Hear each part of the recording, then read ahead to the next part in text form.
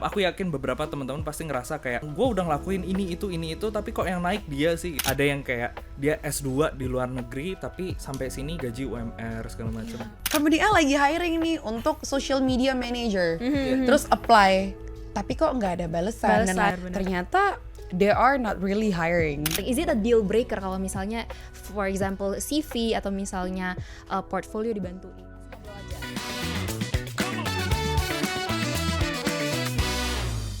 Hai semuanya, selamat datang lagi di Beyond the Convo by Girls Beyond. Nah hari ini aku nggak sendirian, aku ditemani sama Indri yang this is your first BTC ya? Iya benar, first BTS. Makanya sebenarnya nervous banget ya guys ya. Jangan diketawain dong Bu. Nah, it's okay. I vote for you. Next. Kenalan dulu dong namanya siapa? Hai, aku Indri. Mungkin kalian sudah pernah melihat di video-video sebelumnya ya. Mungkin karena first BTC aja nih agak nervous, kayak pembawaannya beda gitu ya. Kalau yang sebelumnya kan agak lebih ya udahlah kita freestyle aja gitu. But anyway, I'm Indri, content management lead dari Girls Beyond. Dan selain ada Indri yang akan menemani aku hari ini, aku juga kedatangan Kak Langga. Halo. Halo semuanya. Kak, korporat banget Kak ketawanya. Ketawanya ketawa karir ya. Iya, benar kaget. Kan kontennya bahasa korporat gitu. Iya. Ketawanya Punten Kak. Iya, halo semuanya. Aku Langga. Namanya sih Erlangga Aridharma gitu. Tapi kalau di sosmed jadi Langga Linggo gitu biar gampang diingat gitu. Halo. Oke, Kak Langga gimana tadi perjalanan ke sini? Apakah macet lika-likunya? Seperti biasa ya, Jakarta hiruk pikuk hingar-bingar kota Jakarta ini. Kunto Aji. Hingar-bingar. Oke. Jakarta. Tapi aman lah gitu. Ya emang biasa di Jakarta ya gitu kan, pusat keramaian di sini gitu. Tapi excited banget sih buat ngobrol sama teman-teman Girls Beyond di sini. Bisa aja. Senengnya kalau kita nggak cuma jadi orang yang semangat sendiri. Setuju. Sefrekuensi Bun. Benar. Sefrekuensi. Oke. Kak, tapi background kamu ini kan memang di industri HR gitu. Apakah kamu memang dari awal, nih aku nih suka dengar background beberapa teman-teman aku yang akhirnya end up jadi HR, itu adalah sedikit dari mereka itu sedikit ya, udah banyak nih. Sedikit dari mereka itu yang sebenarnya mereka tuh pengen ngambil psikolog, tapi berhubung mereka belum klinis, jadi mereka akhirnya end up kayak oh ya udahlah, I don't mind being an HR gitu. Kalau kamu sendiri gimana Kak? Oke, punten banget sebenarnya aku bukan HR guys. Oh gimana? Aku emang kontennya sharing tentang karir tips gitu. Okay. Tapi untuk yang dikerjain sekarang tuh marketing gitu. Marketing khususnya community gitu. Community di aplikasi Jobstreet gitu. Jadi emang job portal di situ ya berurusan sama teman-teman yang lagi seeking for new opportunity, teman-teman job seeker gitu. Jadi sering ya sedikit banyak itu dengerlah curhatan mereka, pain point siapa dan lain segala macam, terus dari situlah kayak pengen sharing gitu buat karir tips gitu. Cuman kalau background sebenarnya background aku ungu. Iya. Boleh. Masuk. Biar nggak tegang-tegang amat ya dipatahin dikit. Background aku sebenarnya pendidikannya tuh teknik mesin. Wow. Banting setir banget. Betul gitu. Dari teknik mesin sekarang ke teknik, aduh nggak lucu lagi, nggak jadi.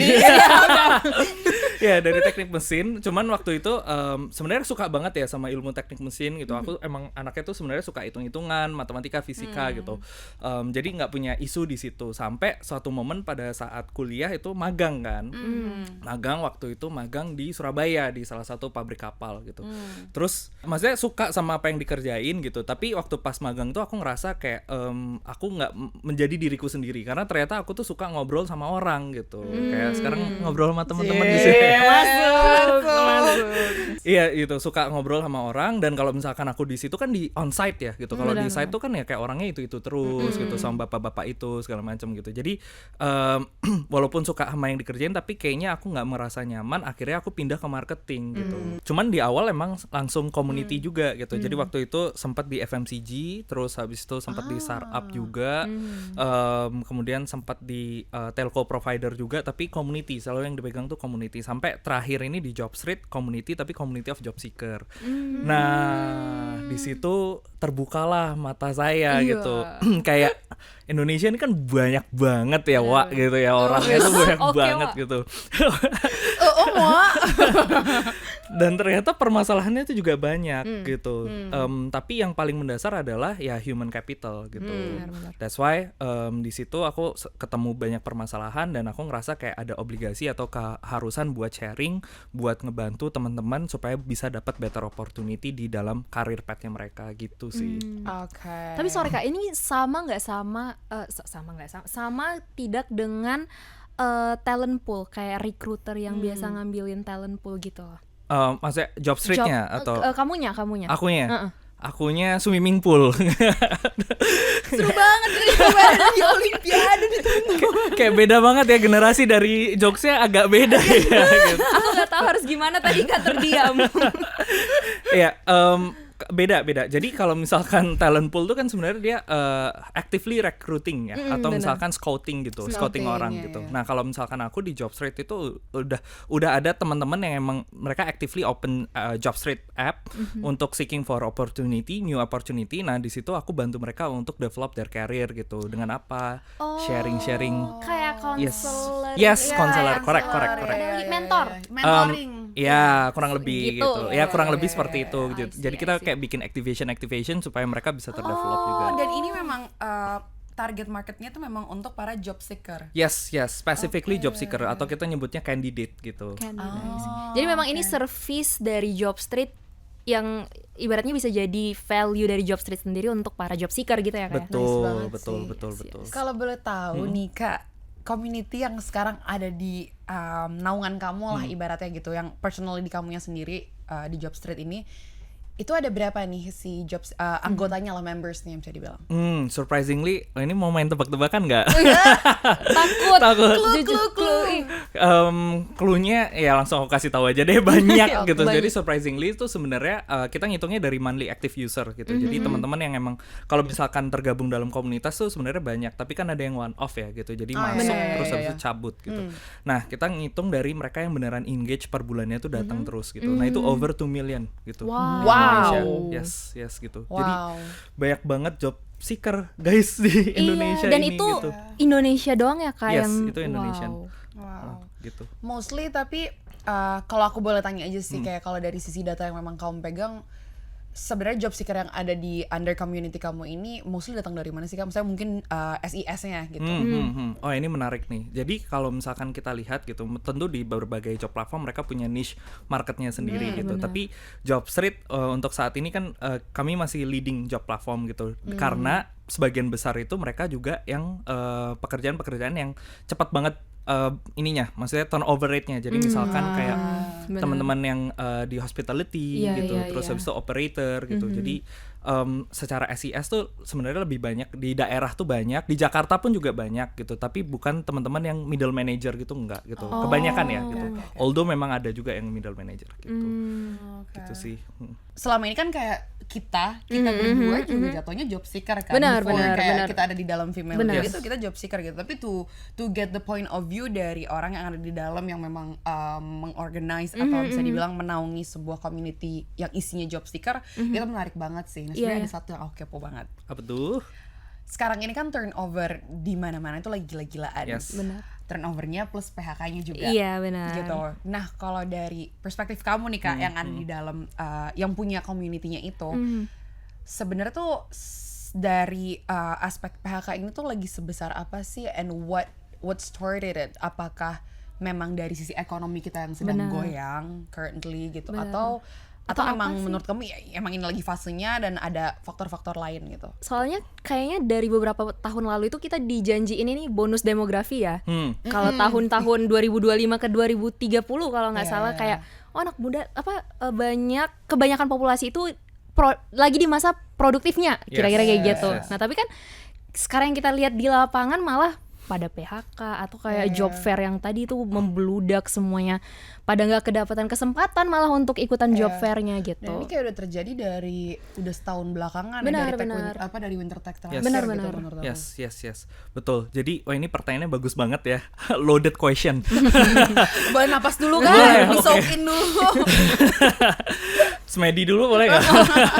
Nah, sebenarnya mungkin aku akan jawab secara globally and then terus kita spesifik ke Indonesianya tersendiri ya gitu. Jadi sebenarnya kalau misalkan dari kapan sebenarnya picking up-nya itu dari 2023 sebetulnya gitu.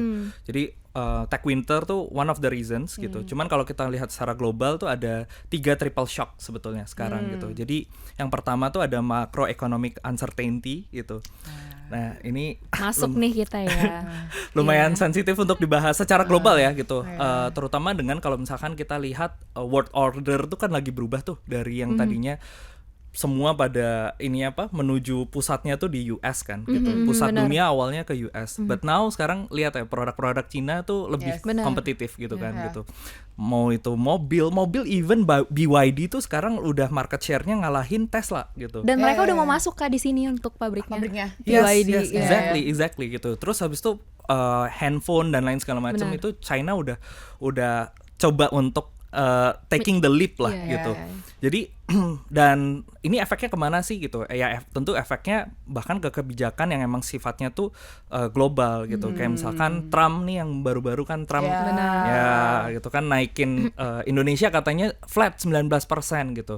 Tapi apakah itu win-win buat Indonesia? Ini kayak agak berat, cuman kan bisa dikulik lagi tuh. Kita selipin dikit-dikit dulu boleh, ya, biar ada tipis-tipis. backstory-nya. Benar. Gitu. Jadi macroeconomic uncertainty karena lagi ada changing world order gitu, dimana nanti policy itu juga akan berubah secara dinamis dan ini somehow bisa affecting business owners juga kayak misalkan misal nih tarif ekspor impor itu akan ngaruh ke bisnis real tentunya sektor real gitu itu akan ngaruh gitu. Itu satu shock pertama. Shock kedua adalah post pandemic hiring gitu. Jadi pada saat itu mungkin waktu pas zaman-zaman startup bubble ya gitu, uang tuh lagi murah gitu. Jadi kayak semua pendanaan segala macam gitu, uang tuh murah gitu. Sehingga startup hire kan, massive hiring segala macam. Nah, sekarang mereka udah bukan di fase growth hack lagi tapi di fase buat balikin uang investor gitu. Dan itu jadi burden gitu. Akhirnya ya mereka mau nggak mau supaya bisa cash flow-nya positif, akhirnya harus nge-cut juga gitu kan gitu. Dan yang terakhir dari triple shock secara global adalah AI gitu. AI disruption. Itu ini boleh. Boleh. 1, 2, 3 ini gila banget. Ya, itu gila banget teman-teman. Maksudnya to the point sampai kayak ini aku coba sendiri ya. Aku kan emang suka ngulik AI sendiri juga gitu sama ya timku lah gitu. Nah, itu nyoba buat bikin balas-balisin komen nih di Instagram gitu, di DM sama di komen itu misalkan langsung dibalesin gitu. Terus kita ngitung nih, kita do the calculation gitu. Kita ngitung kalau misalkan sehari ada 200 komen, 200 DM dibalas auto reply dari AI. Itu ternyata cuman ngahabisin kita uang sebesar 90.000 sampai 120.000 sebulan gitu. Wow. Jadi ya mungkin business owner akan mikir dong, daripada gua nge-hire admin UMR 5,5 gitu, mending gua bayar 120.000 gitu. Apalagi AI sekarang juga bisa di build gitu kan Kak, untuk sesuai dengan apa yang kita inginkan. Benar. Exactly. Kita minta gitu. Exactly gitu. Nah, dan kan perkembangan AI ini juga luar biasa cepat banget gitu. Bahkan ada teorinya namanya Moore's Law kan gitu, dimana kayak perkembangan teknologi itu 2 kali lebih cepat dari tahun sebelumnya gitu. Nah, di 2025 ini kita udah berhasil nge-break si law-nya ini gitu. Jadi bahkan lebih cepat dari 2 kali lipat itu karena AI gitu. Jadi kalau dibilang kayak kerjaannya digantiin AI gitu, sebenarnya enggak, tapi kerjaannya digantiin sama orang yang bisa utilize AI. Yes, makes itu sense. aku agree banget sih kalau kita ngomongin AI ya, karena dulu orang tuh sering banget ketakutan sama AI. Meanwhile, kayak perspektif itu bisa dirubah dengan kayak I think you can switch your fear into a motivation of like learning the AI itself. Karena menurut aku AI nggak akan bisa jalan kalau tidak ada yang mau operate. Betul. Jadi daripada takut, mendingan lo operate tuh AI untuk jadi asisten lo gitu. Bener. In the end we have to collaborate with the technology gitu Yes, kan. teknologi. Oke. Biar kakakku ya. Yes, Gitu, ini udah berat nih. Udah heavy nih. By the way, ngomongin soal AI, aku punya running joke sih di timku gitu. Apa Jadi tuh? AI itu kita nyebutnya anak intern gitu. Anak gue sebut itu. Aku baru tahu, left out banget. Unpaid intern. Iya. Tapi iya sih, kayak segalanya mau dari mau dari segi profesional atau day to day juga kadang, let's be honest, pernah gak sih curhat sama AI juga gak sih? Atau yes, minta yes. kayak, kadang kita stuck kayak, AI please dong, aku ada kerjaan A, B, C, D, mana dulu nih yang harus aku kerjain. Kayak to the point, Dia ngajarin kamu kan. Iya, dia ngasih tahu, bahkan. oh iya aku ngerti, kayaknya kamu lebih baik ngerjain A, B, B, C, A dulu deh dari segi prioritas gitu. Maksudnya apa ya, sebisa di build itu loh Yes, gitu. yes, exactly. Dan yang luar biasa dari AI itu menurut aku kayak the more you use it, the more algorithm tentang kamu yang Benar, dia punya benar, kan benar. sebenarnya. Correct. Jadi semakin kamu mencoba untuk add emotions into the AI itself, dia akan semakin bisa react to you using the emotions Iya, that you benar. gave gitu. Jadi Quote unquote jadi clone-nya kita juga gitu Exactly. loh. ya, jadi Exactly. kayak it's scary but also thank you unpaid intern. Ya, it reads pattern kan, exactly Iya, sebenarnya iya, gitu. iya. Jadi sebenarnya ya AI ini maksudnya emang masih butuh direction dari kita gitu. Exactly. Karena kayak sebenarnya dia kayak anak intern, dia butuh direction, cuman dia sangat bagus mengerjakan apa. Benar. Gitu. Iya, parah. Gitu. Itu global shock, ada triple global shock. Kalau Indonesia specifically cuman 2 sih gitu. Ini maaf ya agak panjang gitu. That's what we need. Oke. Kalau di Indonesia, satu secara nature-nya kita disebut sebagai candidate long market gitu. Jadi artinya apa sih candidate long market? Candidate long market itu satu negara nih misalkan gitu ya, itu lebih banyak orang yang job seeking instead of hirers yang buka pekerjaan gitu, instead of hirers yang buka job vacancies gitu. Nah rata-rata negara berkembang dengan populasi banyak itu memang candidate long market secara nature-nya gitu, kayak say Indonesia, Filipina gitu, secara behavior sama, beda sama Malaysia and also Singapore, mereka justru sebaliknya gitu. Jadi emang kita orangnya banyak, jadi each other itu they are competing with themselves gitu. Very little job availability Yes, juga correct, gitu ya. correct gitu. And then the last one is mismatch gitu.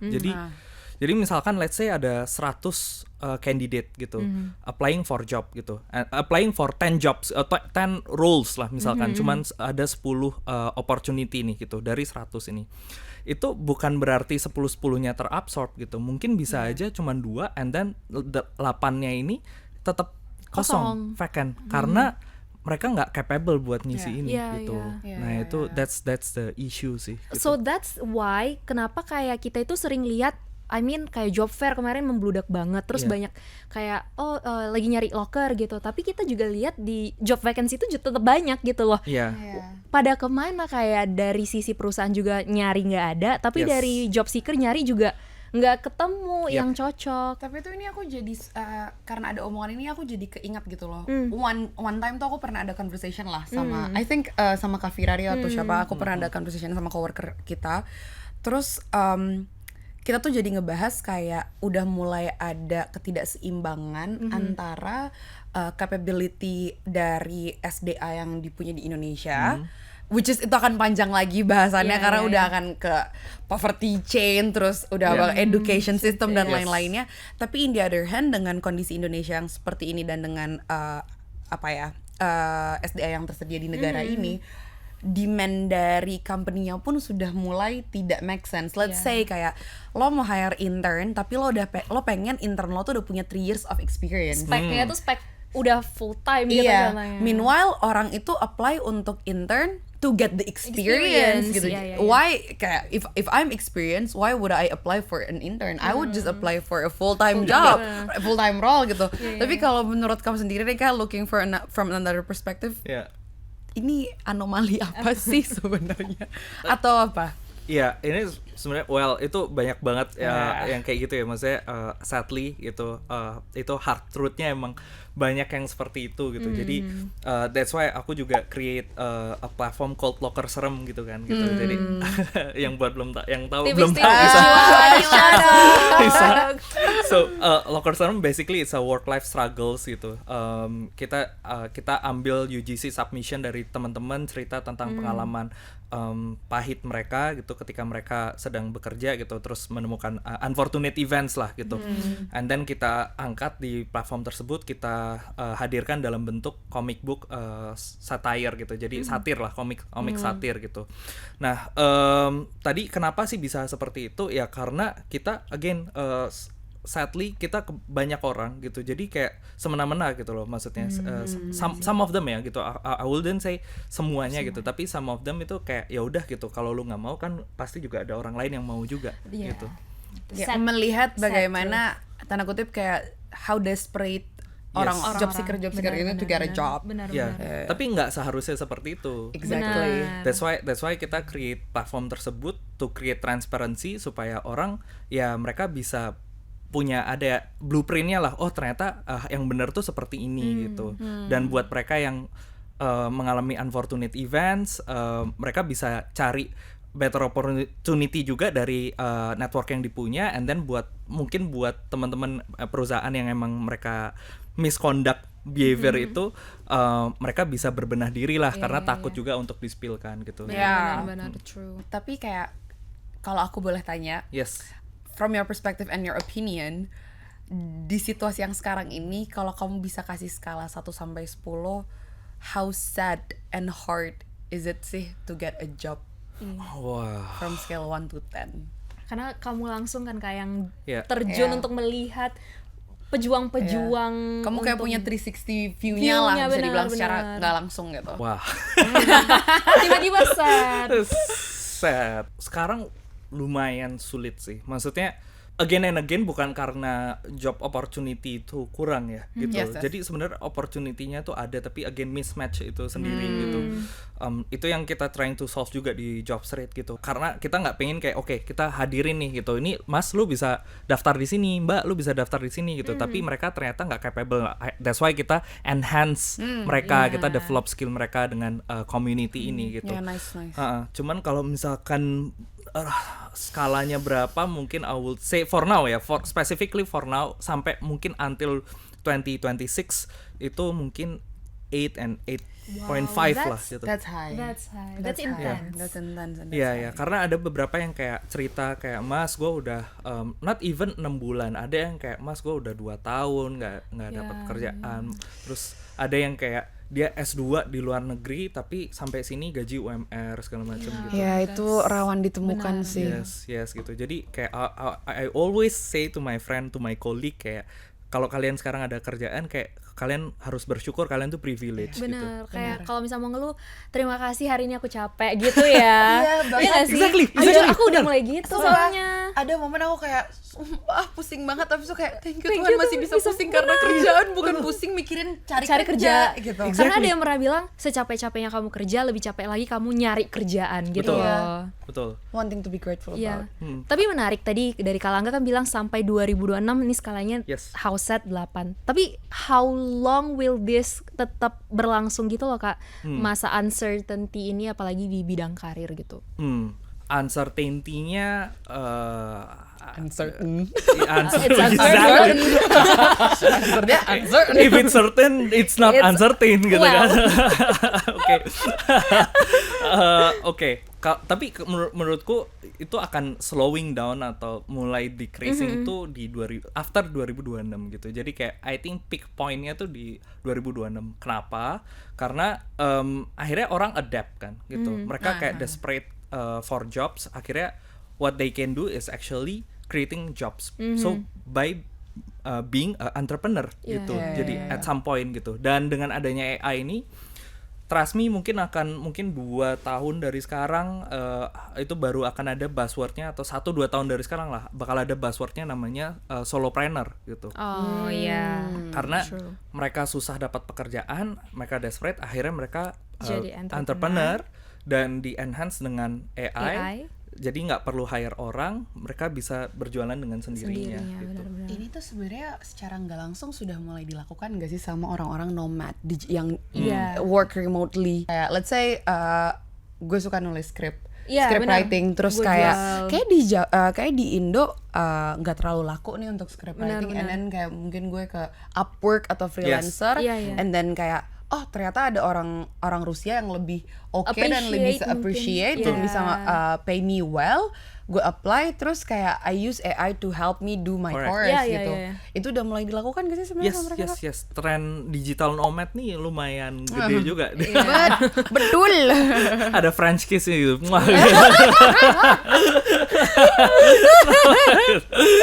Oke. Iya, ini lumayan marak nggak tuh? For lack of better word. Lumayan ini sih trennya lumayan growing ya, lumayan picking up gitu. Karena sekarang maksudnya again buat teman-teman yang mungkin udah bisa fluent secara English gitu, mereka udah lumayan sadar gitu kayak ternyata opportunity-nya not only in Indonesia gitu, they can see from other countries as well gitu. Dan even aku juga punya temen sih gitu, kita same age gitu, jadi sama seumuran gitu, tapi dia kayak udah traveling kayak puluhan negara gitu dengan taking 5 remote jobs gitu. Jadi and it's a she by the way gitu. Jadi kayak mungkin bisa diundang setelahnya gitu. Wah, menarik. Halo Kakak Devina. Boleh ya dibantu. Gitu sih, gitu. Jadi akan bisa ke arah sana as a full time freelancer or ya as a solopreneur gitu. Benar-benar agree. Marketnya nggak ya bisa kayak taking from other countries atau di dalam gitu, tapi jualan barang or services gitu sih. Service sih perhaps ya, apalagi kayak aku lihat dunia kreatif sih, karena mostly orang luar itu somehow lebih appreciate karya-karya kita anak bangsa gitu. Jadi banyak yang lebih demen. Karena teman aku juga banyak yang dia itu sama kayak aku, konten juga backgroundnya, but then dia itu jual karya dia itu ke luar negeri di mana they get more, they are paid more, dan mereka bilang they appreciate art more aja gitu in general. Ya itu benar sih. Like tapi menarik juga, berarti itu kita bisa sebenarnya ada daya saingnya juga loh sebagai orang Indonesia, sebagai orang lokal gitu. Perhaps gitu sih. The pressure tuh. Iya, kamu diliatin pasti kamu kayak pressure. Aduh, udah dia stop nggak gak ada yang sih? jump. Stop kok gak nggak sih? bersambut sih? Kapan? Nah tapi anyways, tadi aku udah nanya juga tentang skala tingkat kesulitan to get a job now and the situation right now gimana. Menurut kamu nih, kayak kalau dari versi kamu Kak, boleh gak sih kayak dengan kamu mengetahui situasi seperti ini, ada gak sih tips-tips dari kamu untuk kayak ini loh hacks-hacksnya gitu yang bisa lo coba dan bisa lo usahakan to get a job di situasi yang seperti ini gitu. Bocoran kali ya dari kakak sendiri yang memang orang dalam, dalam quote unquote gitu ya. Ada sih. Ini my framework kayak baru dibikin, belum dijadiin konten, jadi ini first time nih eksklusif. di sini aku omongin gitu. Jadi mungkin framework yang paling gampang buat teman-teman inget gitu atau dicerna dan diimplementasikan itu aku nyebutnya framework paket gitu. Paket. Gitu. So P stands for portfolio gitu. Jadi menurutku sekarang kayak kalau misalkan lo cuman ngirimin CV itu ya sulit bro gitu. Sulit. Even though your CV is ATS friendly gitu, kayak sulit karena every other candidate do the same thing gitu.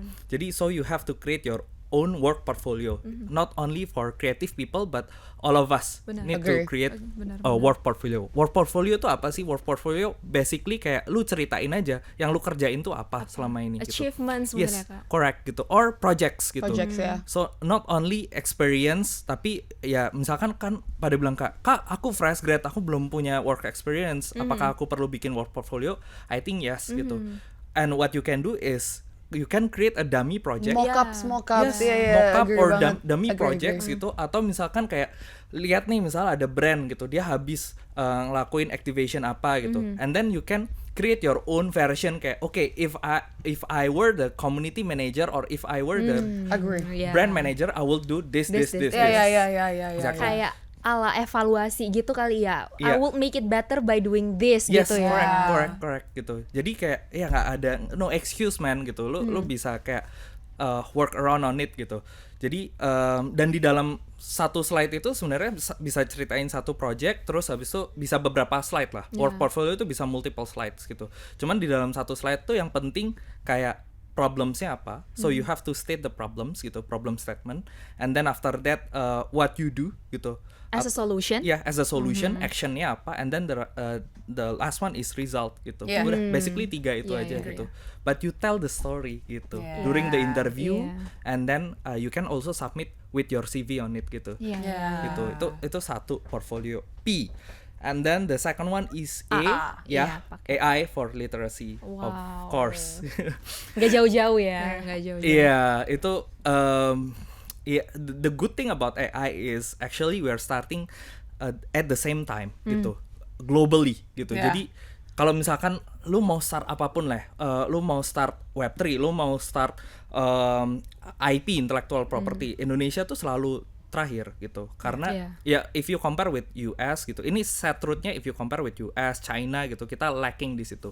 But the good thing about AI is everyone start at the same time gitu. Karena kayak tiba-tiba open AI baru munculin apa gitu, semua masih belajar gitu.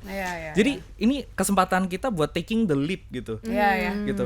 Dan ya kebetulan aku juga I'm a glass half full person ya, jadi kayak ngelihatnya itu sebagai kayak opportunity nih gitu. Ya. Terus ya kayak lu harus banget mengaugmentasikan diri lu dengan AI gitu. Karena kalau enggak ya sulit mau bilang kayak enggak bang, gua kan kerjaannya waiter gitu misalnya. Man, just wait like 5 years from now gitu, bakal ketika ada physical AI, humanoid gitu, lu akan mulai terancam. Bahkan sekarang gitu. udah mulai loh. Sekarang ada di China, iya. udah ada even like the waitress. I don't think even China, kayaknya di Indonesia. Iya, Heidi Lau Iya, gitu. Heidi Lau bener kan. Kayak they start to use that gitu loh. Iya gitu. Jadi kayak you have to augment yourself, not only utilizing AI to assisting your job or assisting your task, but really augment yourself with AI gitu. Itu second point. Third point komunitas gitu.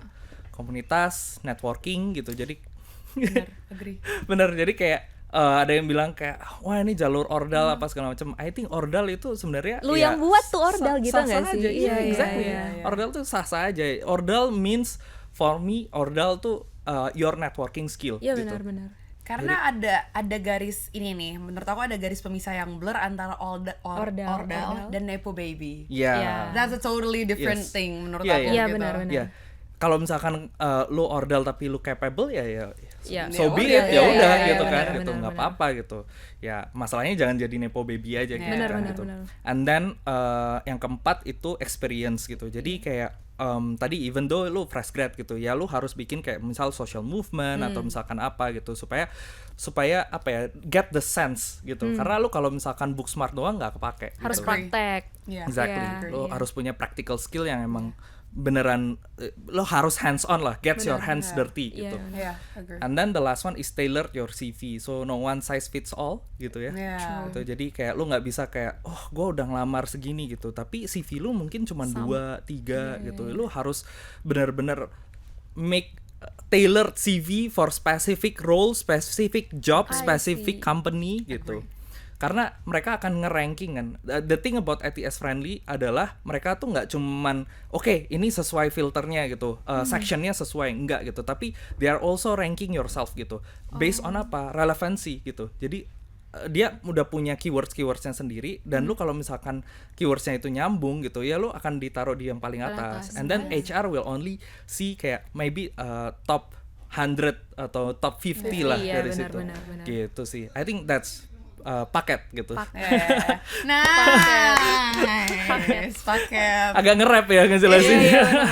Tapi daging banget sih yang ya. especially yang terakhir mungkin tailored CV, karena jujur belum banyak, even di aku pribadi baru-baru aja tahu kayak banyak teman-teman aku yang bilang lu nggak bisa pakai CV satu doang. Agree. Karena even though for example ya kamu backgroundnya sama-sama di konten let's say, but then role A, B, C itu kebutuhannya beda-beda, and you have to create CV yang benar-benar sesuai dengan role yang memang kamu mau ambil gitu. Yes. Karena kayak say background gue di video production. Nah, iya, terus gue mau apply jadi produser, satu lagi tapi jadi scriptwriter. Iya. Itu key highlights-nya tuh pasti beda banget gitu. Kayak benar. hal-hal yang gue highlights dari experience gue itu pasti akan beda, which akan mempengaruhi si keywords yang di-scan sama si ATS itself gitu. Jadi teman-teman jangan malas ya untuk bikin CV. Benar, nggak ada yang one size fits all juga ya. Iya betul, karena one size fits all cuman baju. Yang lagi sale. Iya, tapi kan penasaran juga kalau portfolio sendiri tuh bisa one size fits all atau kayak sebenarnya better tailored juga atau bisa per kategori nih contohnya. Nah, good questions, bagus banget gitu. Kalau aku sendiri sih untuk portfolio itu based on kategori gitu. Jadi kayak misalkan nih, even though what I'm working now as a regional community manager gitu kan, I'm working as a regional community manager, so only community kan that I have to highlight gitu. But in my work portfolio aku juga masukin kategori lain yang pernah aku kerjain, say social media, partnership event gitu. Jadi kayak point plus gitu ya. Yes, kayak mereka bisa ngeliat kayak the breadth and the depth of yourself gitu, of your skills gitu sih.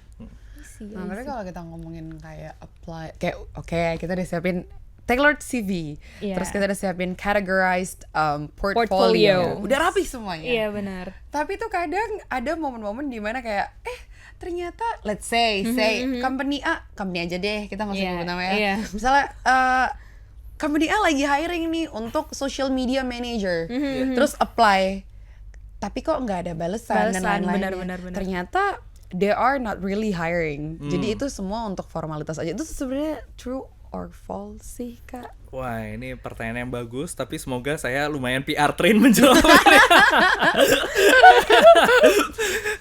Sebenarnya ideally ya, kalau kita ngelihat secara ideal itu mereka actively hiring walaupun nggak urgent, karena mereka kayak saving slots gitu, kayak saving replacement gitu buat beberapa gitu. Jadi kayak misal mereka udah ngeliat nih, ini I think this role is very critical, dan kalau misalkan tiba-tiba yang sekarang itu cabut, the business will shaking gitu kan. And then mereka udah punya orang-orangnya, atau at least mereka udah punya list of people that want to work in that company gitu kan, for that specific role gitu. Jadi secara ideal tuh seperti itu gitu. Jadi ada yang namanya non-urgent hiring gitu. At least mereka kayak collecting the data gitu. But then sadly juga ada beberapa perusahaan, I wouldn't say banyak, tapi adalah beberapa yang emang mereka just to to get a free branding, employer branding gitu kan. Karena for some job portal, let's say di Jobstreet kita juga ada freemiumnya gitu, so you can post a job advertisement for free gitu. Jadi ya mereka kayak pengen ada di top of mind lah, segala macam itu juga ada sih yang seperti itu gitu. But the thing for candidate, ini aku speaking POV-nya sebagai POV teman-teman yang lagi cari kerja adalah ya sebenarnya bisa ngelihat dari udah berapa lama itu di post gitu. Benar. Kalau misalkan itu lebih dari 30 hari gitu ya, dari sebulan gitu, menurutku ya mereka either quite sus or sebenarnya non urgent hiring gitu. Kayak kita dijadiin plan B mereka contohnya ya. Sedih. Jadi second choice. You betrayed. Iya, tapi benar sih, make sense juga karena dulu tuh pas lagi masa-masa aku juga as a job seeker gitu ya, teman-teman tuh sering bilang kalau kamu mau coba apply, make sure coba difilter dulu, start dengan yang baru nge-post job vacancy-nya.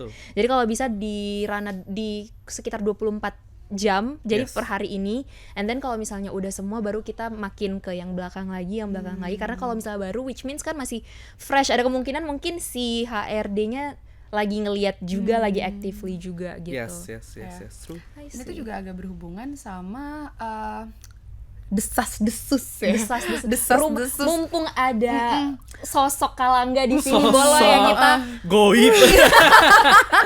Kita coba untuk rumor ini kita make sure apakah iya atau tidak gitu. Sebenarnya apakah hiringan ini yang sebenarnya nggak hiring atau kayak cuman jadi plan B dan lain-lainnya, itu tuh sebenarnya berhubungan gak sih sama tingkat unemployment kita, karena juga ada banyak banget yang aku dengar, especially dari creative industry ya sebenarnya, dimana mereka tuh sebenarnya urgently hiring, tapi FNF aja. Iya. Mereka nggak mau public hiring gitu. Apakah itu sebenarnya jadi salah satu faktornya juga ya? Karena desas-desus sih banyak ya company-company yang melakukan itu gitu. I see. Sebenarnya And why would they do that? Why would they do that? Because mungkin ini kalau aku lihat dari high-risk perspektif ya, dari teman-teman, I'm trying to empathize gitu, kayak memposisikan di posisi mereka. Mungkin mereka juga cari orang yang ya, punya chemistry atau udah punya track record kerja bareng gitu sama di timnya gitu, sehingga tidak begitu mengubah tim dynamics gitu. Iya benar mungkin sih. juga gitu Yang kan. sefrekuensi aja gitu ya. Yang biar pas masuk langsung kayak kamu culture fit. Udah kamu culture fit udah bagus gitu. Iya gitu, karena tim dynamics itu maksudnya lumayan. Kalau misalkan teman-teman lihat yang kayak biasanya ada beberapa brand yang emang mereka secara culture tuh kuat banget. Nah teman-teman tuh bisa ngelihat kayak oh nih orang brand ini banget nih gitu. Iya kan? sih. Gitu. Iya sih. Gitu, jadi ya mungkin ada beberapa yang emang nggak pengen risking their team dynamics itu sih gitu. Cuman menurutku ya sah-sah aja sih sebenarnya, nggak ada masalah gitu kan. Gitu. As long as you're capable. Yeah. Dan apalagi kalau misalnya agensinya, menurut aku agensinya masih yang startup dan isinya masih di bawah 50-30 orang gitu. They want to keep it They want to untuk hiring tuh kayaknya juga gue tahu gue mau hire lo karena kayak gue udah trust sama kerja lo anyway juga gitu kan. Iya. Betul. Tapi from candidate POV ya lamar. That's why kita butuh namanya omni-channel job hunt kan gitu. Jadi di berbagai channel gitu. Lo cari di job platform, di job portal gitu, tapi lo juga actively networking gitu. Karena lo nggak tahu opportunity itu datang dari mana aja gitu kan. Tadi kita bicara AI juga ya. We have to augment ourselves with AI gitu. Pasti siapa dong yang CV-nya nggak dibantu sama AI mungkin. To at least bikin about me kayak please GPT gitu kan. Nah tapi Kak, kalau misalnya dari point of view kamu mungkin ya, what do you think, apakah orang yang kalau misalnya CV-nya bagus banget, tapi kalau misalnya karena dibantu AI kayak langsung auto no dah gitu, like is it a deal breaker kalau misalnya for example CV atau misalnya portfolio dibantu AI gitu? Karena kan kayaknya sekarang itu banyak stigma ya, kayak kurang oke deh kalau misalnya bantu AI berarti lu nggak bisa sebenarnya. Iya, karena kan udah mulai ada stigma-stigma yang kayak generasi sekarang itu udah agak nggak bisa berpikir secara natural karena sudah dibantu oleh AI gitu. Oke. Ini I speak on the behalf of me personally ya gitu. Maksudnya aku tidak membawa instansi apapun ya kan, tidak membawa entitas apapun. Ini I'm speaking as a Langga gitu ya. Kalau aku sendiri sih aku nggak, itu I wouldn't say itu deal breaker sih. Dan aku nggak akan melihat itu sebagai deal breaker, dan menurutku malah ya bagus nih orang bisa adapt gitu. Karena maksudnya ya tadi ada beberapa sentimen negatif kayak oh ini AI, ini orang ini nggak bisa kerja, karena sebenarnya mungkin dia tidak really mastering atau really harnessing the power of AI, jadi kayak surface banget gitu loh, very generic and then surface gitu, cuman shallow lah gitu. Karena actually using AI itu butuh bener-bener prompt yang detail bener, logic gitu. Jadi menurutku kayak lu pakai AI lu goblok, enggak sih menurutku. Kalau lu benar-benar bisa utilize AI dengan baik, lu berarti sebenarnya kemampuan logika berpikir lu tuh jalan banget. Karena itu kayak semi ngoding gitu nggak sih, kita building the AI untuk sesuai dengan what we want gitu kan. Emang kayak to ask for a Instagram caption from them itu nggak bisa kayak make me Instagram caption for this picture. Enggak kan, lo harus ada backgroundnya, terus kayak bahkan lo simply bisa di ending dari promptnya tuh no takey caption please. Atau kalau aku tuh biasa atau yang kayak please give me 5 versions ya biar bisa dipilih gitu. Iya, even though to the extent my boss itu write annual performance review with AI gitu. Dan nggak masalah ya, maksudnya tadi kalau misalkan CV ini kan sebenarnya lebih crucial performance review, nggak masalah as long as you have the point kan gitu. Poin-poinnya tuh nggak generic gitu, lo tahu poin-poinnya, and then the AI populate that gitu kan. Yeah. Supaya apa? Supaya lu juga lebih efisien, waktu lu bisa lu pakai buat yang lain gitu.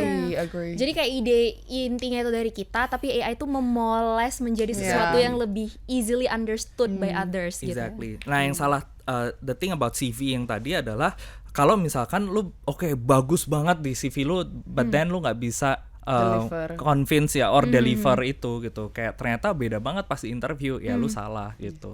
Ini tiba-tiba ini over promise under deliver. Iya. Aduh. Benar. Omdo.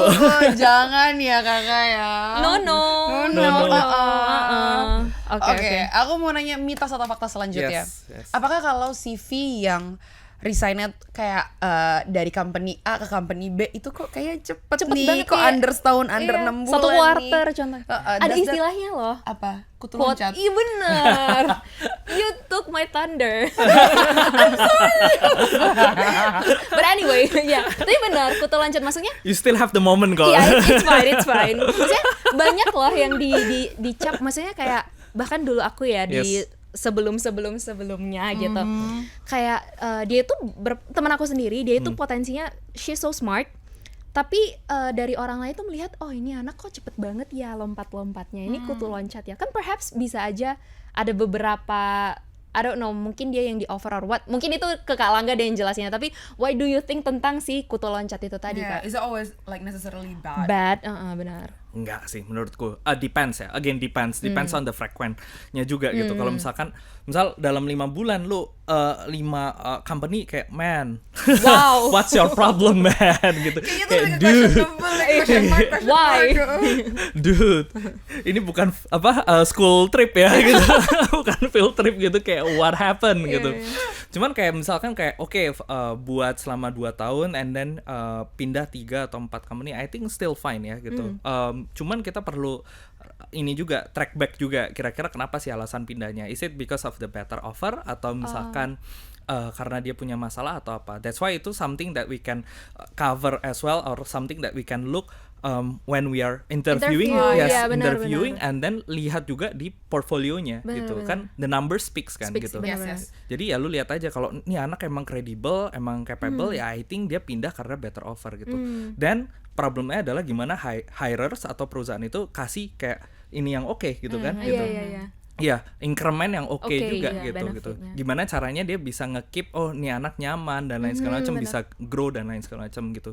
Jadi aku sih nggak melihat itu red flag unless frekuensinya tidak udah nggak make sense. Iya, udah. Tapi follow up question deh, aku kepikiran. Nah tadi kalau misalnya 2 to 3 years itu nggak apa-apa kalau misalnya 3 company let's see. Tapi apakah ada standar kayak, apalagi sekarang Gen Z itu banyak dicap kayak, lo nggak bertahan ya orangnya 2 tahun aja udah lama untuk kamu gitu kan. Tapi Gen Z ya, right? Jujur aku pribadi sebagai Gen Z merasa ya aku udah 3 tahun di Female Daily. Aku gak mau kemana aku. Tapi anyway Kak, apakah ada yang kayak periode atau range waktu ideal untuk seseorang itu kayak, lu kayaknya udah boleh stay dulu deh, lu boleh cabut. benar, gitu. kayak lu boleh di sini dulu baru nanti lu cabut, atau sebenarnya kontekstual kayak yang tadi Kak Langga bilang? Kontekstual sih sebenarnya. Cuman kalau misalkan standard ya sebenarnya ada kayak unwritten standard ya yang aku lihat juga di industri gitu. Jadi actually bukan depends on the working experience, tapi the way I see it is depends on the job role gitu, or level of your job, the level of your role gitu. Jadi misalkan let's say lu masih specialist gitu, maksudnya still entry level, I think max 2 years is okay gitu, because you can experience other thing as well gitu di tempat lain. Lu you can learn something new gitu, a lot to explore as well gitu. But then setelah dari specialist, now you are a manager let's say gitu, at the very least 3 years gitu menurutku gitu. Terus nanti head level ya 3 or 5 gitu. Makin lama CEO ya lu harus lama lah gitu. Kalau CEO cabutan bentar, kayak lu mau ngopi di sini gitu kan gitu, kayak baru ngeset target strategi gini belum diimplementasikan udah ini gitu. Nah, yang aku lihat juga kayak CEO yang bagus, salah satu yang I really look up itu dulu Bob Iger di Disney gitu. Dia kalau nggak salah sekitar 20 tahunan gitu. Jadi itu kelihatan jelas gitu loh track recordnya apa gitu. Jadi sebenarnya to answer your question, nggak ada written standard tuh nggak ada gitu. Cuman ya kita kira-kira aja lah ini make sense apa enggak gitu.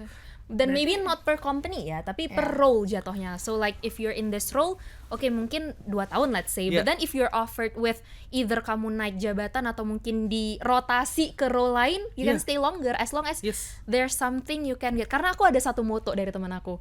Kalau kamu kerja itu either you learn or you earn. Oh nice ya. Jadi kayak if let's say you think like earn-nya itu kurang deh, tapi you learn a lot, you stay. That's fine, right? Kalau misalnya you don't learn anything but you earn quite a lot, stay juga. But then if you don't learn and you don't earn, why would you bother to stay gitu kan? Why would you bother to stay? Idealnya kalau lu bisa dua-dua something. But that's one motto yang dari teman aku kayak that's a good one. So basically it's not about the timing, it's not about the duration, but it's about the career prospect. On the our exploration juga ya. So udah sejauh mana sih gitu. Karena kadang kita ada yang quote unquote wisuda dari role ini, you don't get anything else, something like that gitu. Benar.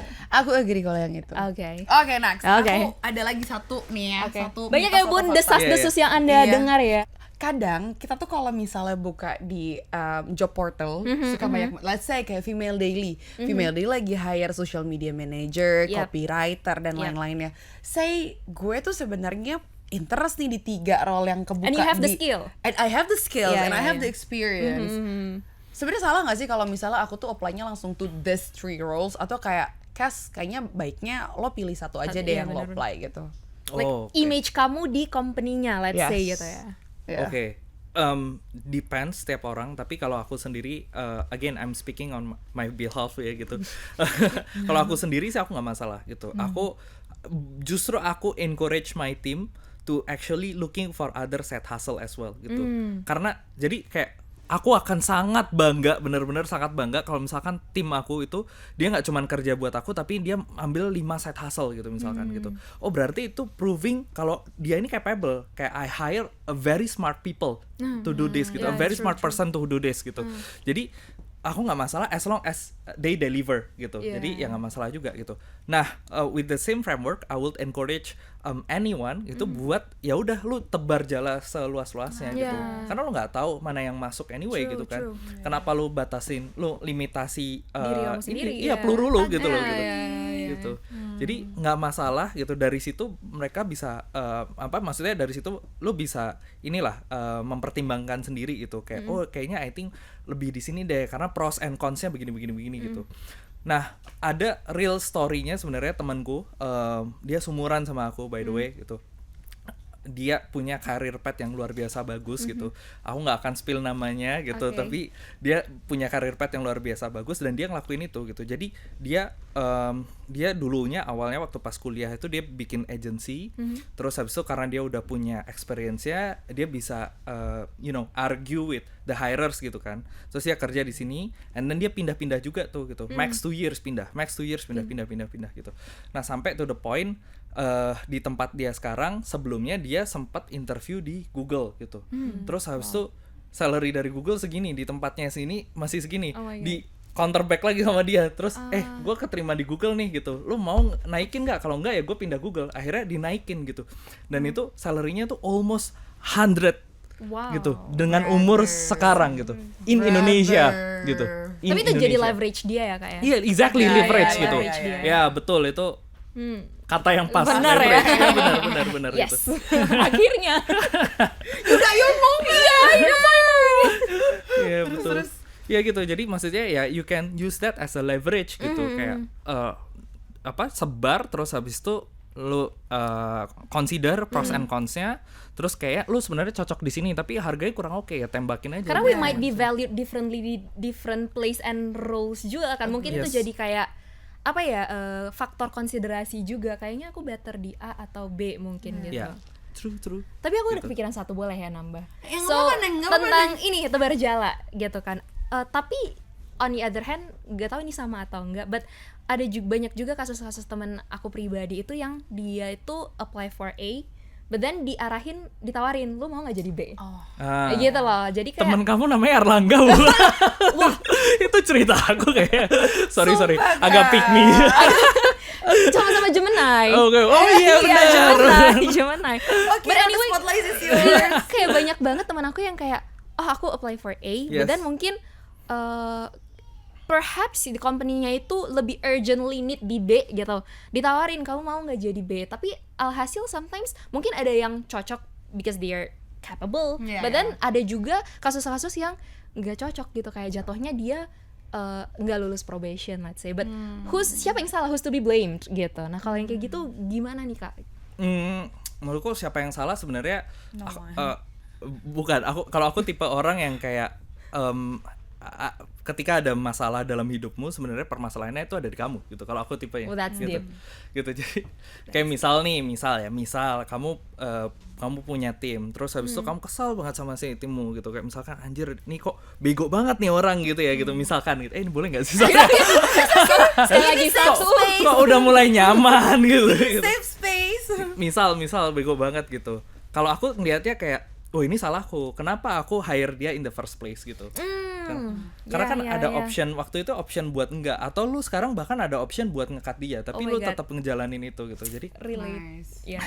kalau aku selalu taking the blame ke aku sendiri gitu. Jadi kalau misalkan to answer your question untuk specific condition kayak gitu, circumstances yang kayak gitu, menurutku sebenarnya lu bisa ngesesuaiin sama diri lu gitu. Kalau misalkan lo apply-nya A gitu, tapi tiba-tiba dipindahin ke B, lu cocok nggak sama ini gitu, lu bisa ngelihat lu akan sustain nggak di sini gitu, lu akan happy nggak gitu. You have the option to nolak juga, but then perhaps ada yang desperate juga mungkin yang ingin mencoba, but then depends banget sih ya jatuhnya. Tapi itu menarik tuh, karena kalau di contohnya Indri tadi itu kan berarti oke, aku mau apply A, tapi hirers atau perusahaan ini dia malah mindahin ke B, berarti sebenarnya aku nggak pengen B kan gitu. Benar. Tapi ada juga case yang kayak, oh ini lowongannya cuman untuk A, cuman aku pengen banget B tapi nggak ada nih gitu, and then dibelokin. Nah itu my case gitu. Jadi but then itu menguntungkan the candidate, ya nggak sih? Exactly Right. gitu. Nah cuman kan agak tricky gimana caranya gitu. Dengan work portfolio lu bisa ngesetir gitu. Nah, masuk nih work portfolio paket gitu, kayak ini loh, instead of lu put me in this role gitu, kenapa lu nggak kesini gitu. I think ini ada better sampai jauh tuh ya. Iya bener. Better allocation of resources gitu. Kayak ya kita ngelihat diri kita sebagai resources lah, tentunya resources dari company gitu kan gitu. Daripada disuruh ke sini mending ke sini gitu. Kayak main catur aja gitu. Daripada rajanya ke sini kan bisa pakai kuda lewat sini gitu misalkan gitu. And I think that's how you sell yourself. Exactly. Right? Kayak secara nggak langsung you have to really know what you really can Capable do of. and capable of. In that way ya lo bisa lumayan menjual diri lo gitu. Jadi diri lo menjual diri lo gitu. Ada famous quotes juga dari Steve Jobs tuh waktu itu gitu. Jadi ini lumayan self-centered sih, cuman lumayan strong gitu. Jadi waktu itu Steve Jobs dibilang dia mau ngeluarin satu produk apa gitu, aku lupa gitu. Teman-teman bisa search sendiri gitu. Jadi dia mau ngeluarin suatu produk, terus habis itu orang-orang tuh pada bilang nggak mau produk ini gitu. Terus timnya tuh bilang kayak, gimana nih, orang-orang pada nggak suka nih gitu, Steve gitu. Terus dia bilang kayak, gue nggak mau dengerin mereka gitu. Gue nggak akan dengerin mereka yang harus dengerin gue gitu. Karena gue tahu mereka butuhnya apa gitu. Nah, with the same framework, with the same mindset, you can also apply it to your job seeking job seeking experience juga gitu. Exactly gitu. Jadi kayak ini company ini belum tahu nih dengan capability yang gue punya gitu. Daripada situ mending ke sini gitu. Gue akan bantu lo di sini loh. Karena ibaratnya we are the expertise here. Exactly.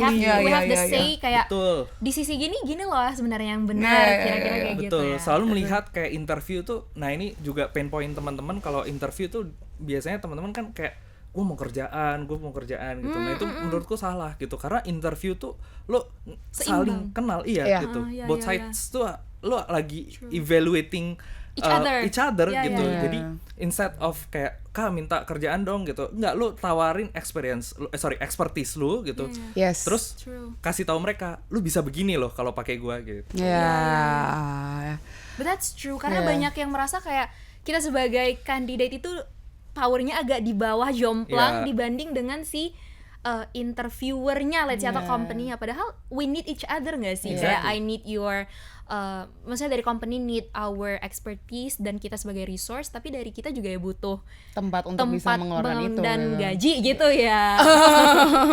Gengsi banget. Iya betul. Tapi menurut aku ini so far udah sangat daging banget sih gitu. Daging Maksudnya lemak sih. It's not daging, it's lemak ya. Yeah, kalau lemak agak jahat agak ya. jauh. Oh iya, daging protein ya. Oh my god.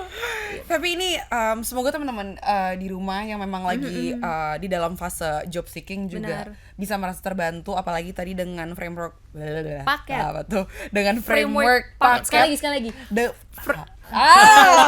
Dengan framework paket. 1 2 3. Dengan framework paket. Harus banget. Kurang briefing ya. Yang udah dikasih sama Kalangga semoga bisa membantu experience Benar, kalian juga sih gitu. Untuk selain untuk bisa mendapat pekerjaan, tapi juga bisa ngebantu kalian untuk lebih memvalue diri kalian juga sih, and how you present yourself to hirer gitu. Because once you quote unquote look desperate, as if kamu doang yang butuh, but we need each other kayak tadi balik ya, kayak the power itu sebenarnya balance antara si candidate dan juga si company yang lagi hiring gitu. You will lose your bargaining power kalau misalkan kelihatan desperate. Benar-benar. Betul. Setuju. But anyway Kak, mungkin udah banyak nih yang kita share dari paket, apalagi sih tadi kayak fact and myth dan lain. Di sini guys. Di kuis mulu. But anyway kayak kamu sebagai career coach bisa dibilangnya. Waduh, siap. Iya, career coach itu apa sih, mungkin sesuatu yang kamu itu kasih tahu ulang-ulang ke semua orang gitu, either itu quote kah atau cerita experience kah or whatsoever yang kayaknya banyak orang yang butuh tahu dan udah diulang-ulang, tapi kayak masih banyak deh teman-teman di sana yang butuh tahu tentang hal ini gitu. Sekalian jadi penutup kali ya dari Kalangga boleh. Closing remarks. Most repeated advice gitu ya. Iya, benar. Menurutku ini sih ini sering aku omongin juga gitu. Jadi job security is dead now gitu. Jadi kalau misalkan dulu kan kayak, nah kamu kerja di sini ya, ini aman segala macam gitu kan. Iya kan? Biar stabil nak biar gitu. Stabil nak sampai gitu kan. tua terjamin iya, gitu. Betul. Ya. They don't know the battlefield, the current battlefield gitu. That's deep. Karena beda sekarang battlefieldnya tuh totally change gitu. Karena lu lihat aja di US sekarang, kemarin waktu pas Elon Musk masih di government gitu, itu di-cut-cutin loh gitu kan. Padahal udah kerja buat government gitu, harusnya bisa dapat kayak stability. Iya, stability, pension dan lain segala macam. Tapi di-cut juga gitu. Jadi nggak ada yang certain sekarang gitu. Nggak ada yang kayak bisa stabil segala macam. So job security is dead now. Tapi yang nggak mati apa sih? Skill security gitu. Jadi kalau lu constantly challenging yourself, terus upgrading yourself, terus kayak adding more skills gitu, ya lu akan tetap relevan dan tetap kepake gitu sih. Walaupun easier said than done. Exactly. Tetap harus itu. Tapi itu kayak hard truth yang harus kita hadapi juga. Yes. We cannot be comfortable in one place aja unless you want to be dead in that place gitu kan. Dan mungkin aku kepikiran lagi sih, karena yang tentang upgrading skill itu kita nggak boleh yang skillnya itu T nggak sih Kak, yang ke bawah. Kita cuman sih bisa di satu bidang tapi deep. Tapi kalau bisa itu bentuknya M. Pernah dengar nggak sih yang kayak M itu kayak lu tuh ada dua skill mungkin, tapi itu sama-sama nancep. Jadi kayak bukan cuman skill yang surface level, tapi banyak juga kayak at least 2 or more skill itu in depth, tapi nggak cuman satu doang gitu. Kayak there's adalah istilahnya lebih kayak memperkaya diri lo dengan skill-skill lain benar.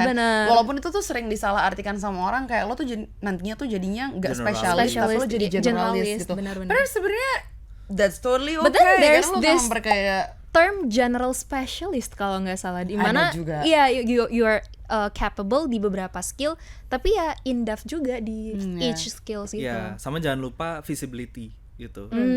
Itu menurutku hal yang aku belajarnya gara-gara sekarang di Jobstreet kan dapat kebetulan bosku orang Singapura, terus dia selalu ngomong kayak don't be shy Asian gitu. Shy Asian, that's new. Iya, shy Asian gitu kan orangnya kayak nggak usah lah gitu, malu gengsi, gitu. Bukan gengsi, malu gitu. Tunggu ditanya 3 kali baru mau iya gitu. Terus kayak nggak mau angkat tangan gitu, kayak kalau ditanya mau minum apa gitu, apa aja.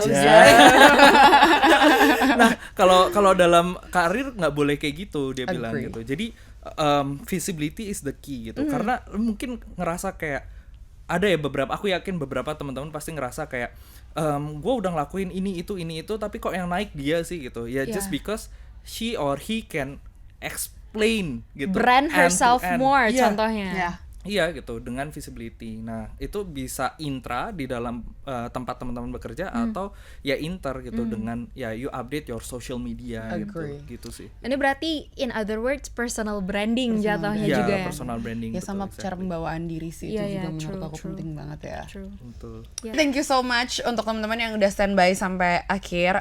Hopefully you guys can learn a lot from this podcast.